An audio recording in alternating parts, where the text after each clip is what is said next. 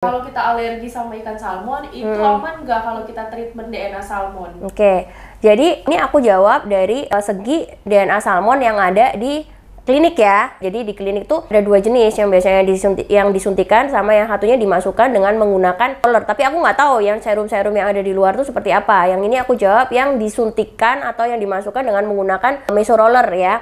Yang pertama yang kita mesti tahu bahwa DNA salmon yang ada di klinik itu dihasilkan dari spermanya ikan salmon, bukan dagingnya ya.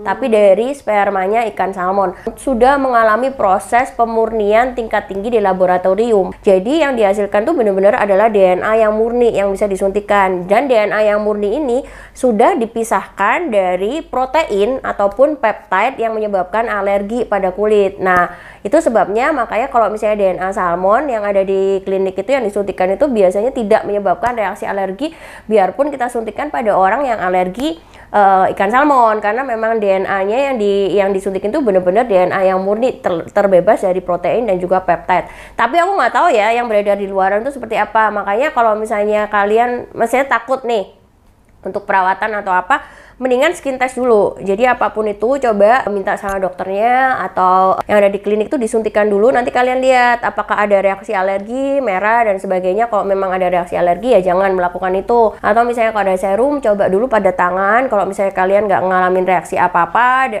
kalau misalnya reaksi alergi di klinik itu biasanya kita lihat ya 5-15 menit. Kalau misalnya ada merah, jendol dan sebagainya berarti kalian alergi. Kalau serum yang dipakai misalnya kalian beli yang di rumah itu kan biasanya nggak terlalu banyak DNA salmonnya lah ya. Itu biasanya kalian lihat kalau misalnya kalian pakai dulu di tangan terus itu ternyata aman, ya berarti kalian nggak usah takut, itu nggak menyebabkan alergi pada kulit kalian.